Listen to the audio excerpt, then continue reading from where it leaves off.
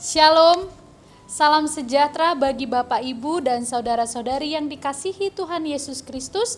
Semoga hari ini kita tetap di dalam sukacita dan perlindungan Tuhan. Marilah kita mempersiapkan hati dan pikiran kita untuk mendengarkan sabda firman Tuhan. Marilah kita berdoa. Kasih karunia dan damai sejahtera bagi kamu sekalian yang dari Allah Bapa dan dari anaknya Tuhan Yesus Kristus. Amin. Firman Tuhan yang akan kita renungkan pada hari ini tertulis di dalam 2 Samuel pasal 10 ayat 12.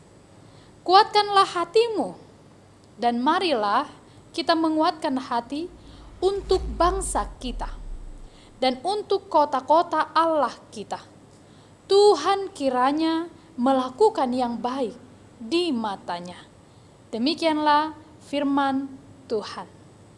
Bapak, Ibu, dan saudara-saudari yang dikasihi Tuhan Yesus Kristus, di dalam nats hari ini kita mendengar suatu nasihat, yaitu kuatkanlah hatimu, menguatkan hati. Tentu perintah ini didasari oleh sebab akibat. Pada waktu itu ada banyak sekali peperangan yang terjadi.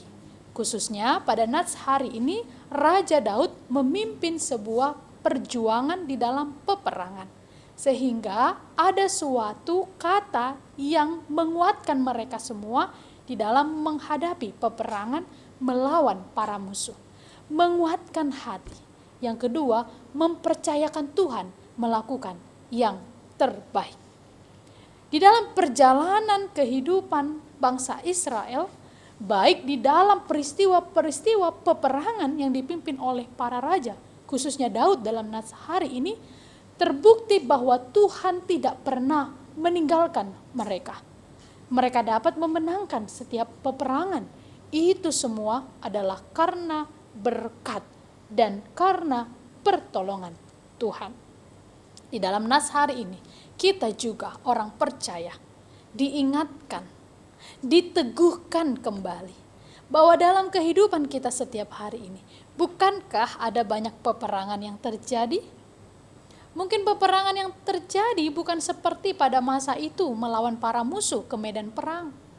Tetapi peperangan yang sedang terjadi pada masa kini adalah peperangan kita untuk melawan roh kita, keinginan roh kita dengan keinginan daging. Itu peperangan yang sering terjadi, di mana kita ingin melakukan kebaikan, tetapi bisikan untuk melakukan kejahatan lebih tinggi. Lalu kita berperang. Dan saat itu kita harus mengandalkan Tuhan agar kita menang. Dan jangan iblis dimenangkan di dalam diri kita, pikiran kita, tapi kebaikan. Tetapi Tuhan harus dimenangkan di dalam tindakan kita setiap hari.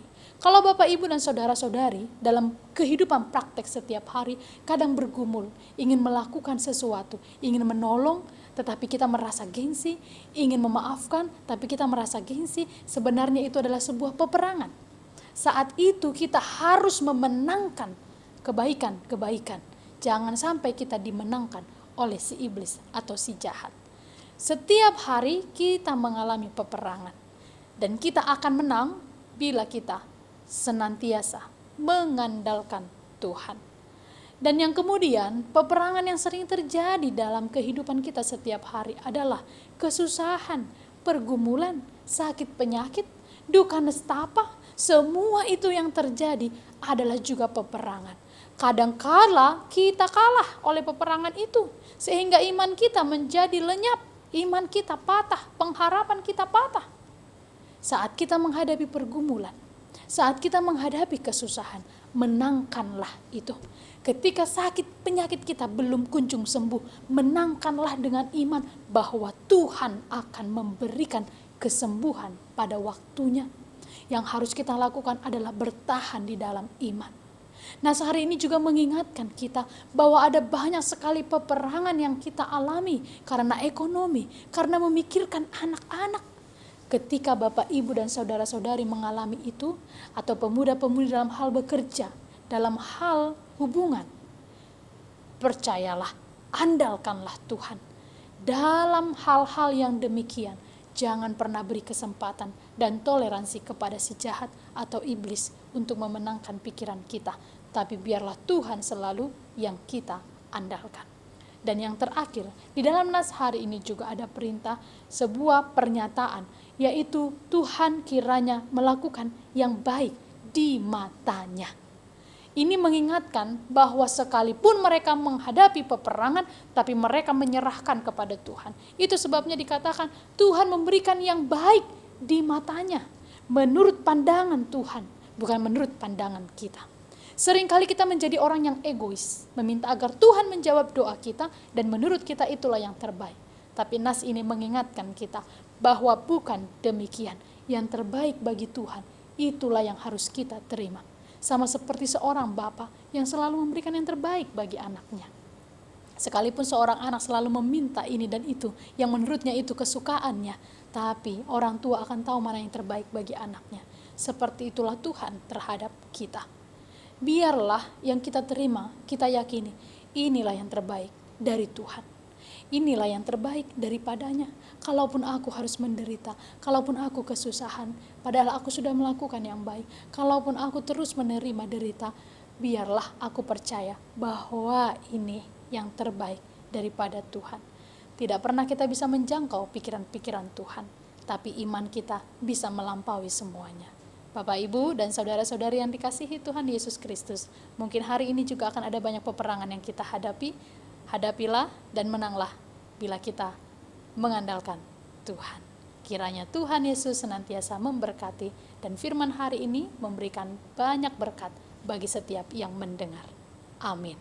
Marilah kita berdoa. Tuhan Allah Maha Pengasih, Maha Pemurah, terima kasih untuk berkat-Mu kepada kami. Berkat yang sangat luar biasa di dalam hidup kami, yaitu mendengarkan firman-Mu.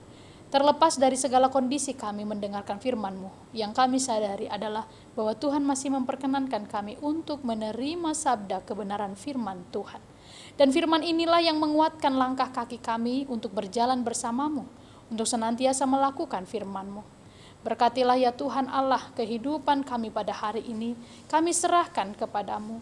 Juga ya Tuhan berkatilah jemaat-Mu, saudara-saudari kami yang mendengar firman hari ini. Berkatilah mereka dalam segala pergumulannya, berkatilah mereka dalam segala harapannya. Tuhan kiranya memberi kepada mereka apa yang telah mereka doakan sesuai dengan kehendak Tuhan. Bahkan jemaat-Mu yang terbaring lemah dalam kondisi sakit, yang menerima kesembuhan daripada Tuhan, berilah kepada mereka juga kesembuhan. Tuhan Allah, hadirlah Engkau dalam kehidupan kami, dan berjalanlah bersama dengan kami. Di dalam Kristus Yesus kami berdoa dan mengucap syukur. Anugerah dari Tuhan kita Yesus Kristus, kasih setia dari Allah Bapa, dan persekutuan dengan Roh Kudus menyertai kamu sekalian. Amin. Selamat beraktivitas bagi Bapak, Ibu, dan saudara-saudari yang dikasihi Tuhan Yesus Kristus. Salam sehat, Tuhan memberkati.